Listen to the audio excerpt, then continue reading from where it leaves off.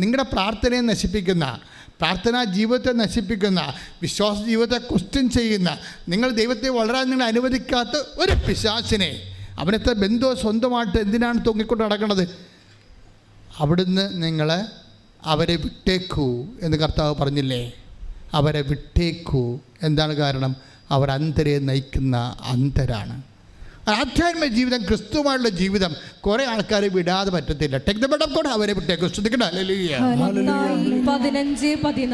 മത്തായി 15:14 അവരെ വിട്ടേക്കൂ, അവരെ വിട്ടേക്കൂ. അവർ അന്ധരെ നയിക്കുന്ന അന്ധരാണ്. അന്ധനെ നയിച്ചാൽ ഇരുവരും കുഴിയിൽ വീഴും. അപ്പൊ ഇങ്ങനെയൊക്കെയുള്ള ചിലപ്പോൾ നിങ്ങളുടെ കൂടെ ദൈവത്തിൽ നിങ്ങളെ വളർത്താത്ത, ദൈവത്തെ കാണാത്ത എല്ലാ മനുഷ്യരും അന്ധരാ. സംശയമുണ്ടാവും.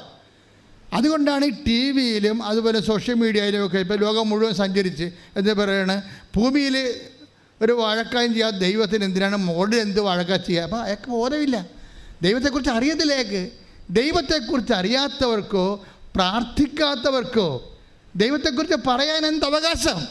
അത് പ്രാർത്ഥിക്കുന്നവരുടെ, വിശ്വസിക്കുന്നവരുടെ അവകാശമാണ് ദൈവത്തെക്കുറിച്ച് പറയുക. ശ്രദ്ധിക്കട്ടെ. ഹല്ലേലൂയ.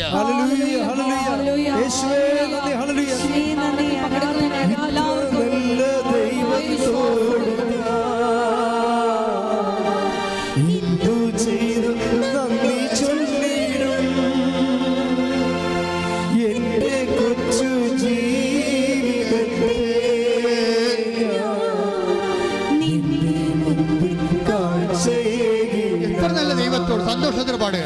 ഇത്ര നല്ല ദൈവത്തോട്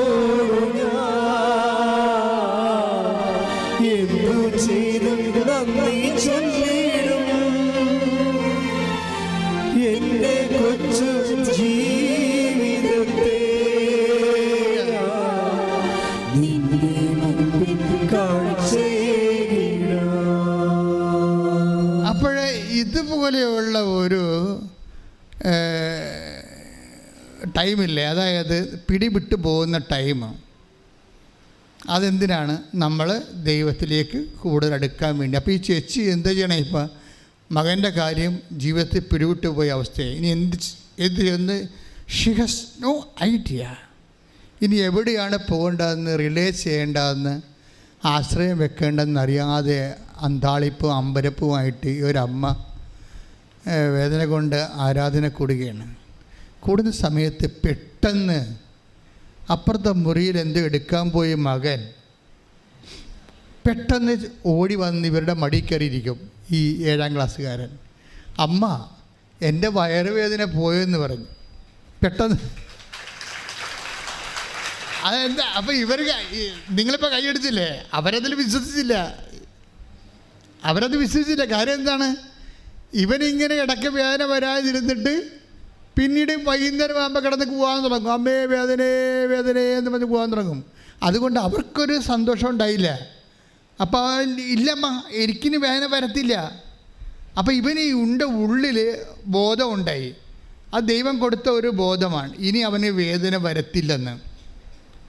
അവനെ പറയാൻ കാര്യം, അപ്പോൾ എന്താടാ, എന്ത് സംഭവിച്ചിട്ടെന്ന് അമ്മ ചോദിക്കും. അപ്പോൾ പറയും, അമ്മ ഇവിടെ ആരാധന കൂടിയില്ലേ, അമ്മ കരഞ്ഞുകൊണ്ടിരുന്നല്ലേ ആരാധന കൂടിയത്. അപ്പോൾ ഒരു കൈ എൻ്റെ അടുത്ത് വന്ന് എന്നിട്ട് എൻ്റെ വയറേൽ ഇങ്ങനെ തടയി ഇറക്കി. പിന്നെയും 3 പ്രാവശ്യം മുഴച്ചു വന്നപ്പോൾ ഈ 3 പ്രാവശ്യവും ഈ കൈ വന്ന് എൻ്റെ വയറിൽ നിന്ന് തടയി ഇറക്കി. എനിക്കപ്പോൾ വേദന പോയി. ഇനി എനിക്ക് വേദന വരത്തില്ല. ശ്രുതിക്കട്ടെ. ഹല്ലേലൂയ.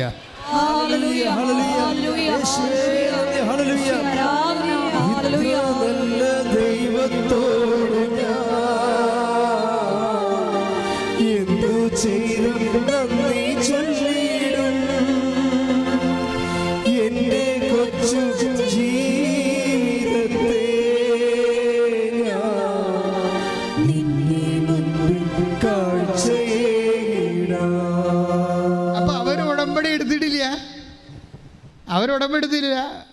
അപ്പോൾ അമ്മ, എന്നിട്ട് ഈ മകൻ അമ്മയോട് പറയും, അമ്മ ഇനി എനിക്ക് ഭക്ഷണം താ, എല്ലാ ഭക്ഷണവും താ, ഞാൻ കഴിക്കാമെന്ന് പറയും. ഇവന് ആന്തരികമായ ബോധ്യം കിട്ടി. അപ്പോഴമ്മ ഇവൻ്റെ സന്തോഷം കണ്ടിട്ട് അമ്മയ്ക്ക് തോന്നി എന്തോ സംഭവിച്ചിട്ടുണ്ട്, കർത്താവിൻ്റെ മകനെ തൊട്ടിട്ടുണ്ട്, അമ്മ എൻ്റെ മകനെ തൊട്ടിട്ടുണ്ടെന്ന് തോന്നി. ഉടനെ ഇവൻ അന്ന് മുതൽ ഭക്ഷണമെല്ലാം കൊടുക്കാൻ തുടങ്ങി.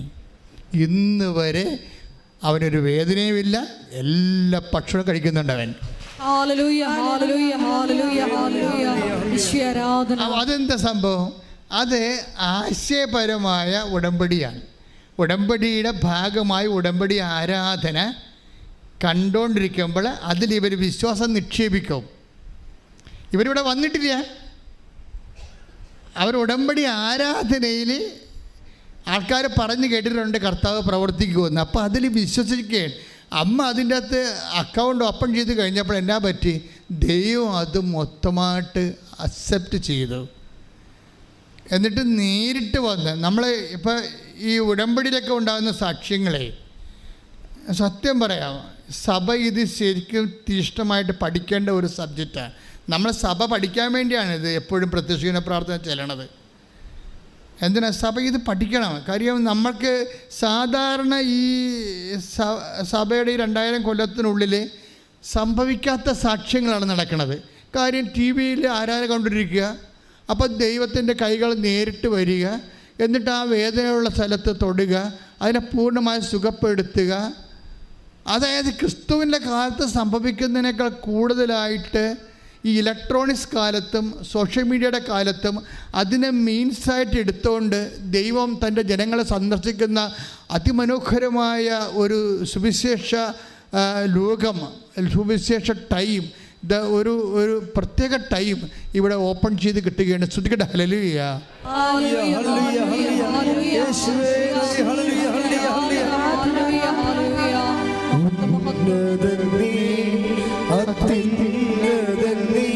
നിന്നെപ്പോലൊരു ദൈവമില്ല,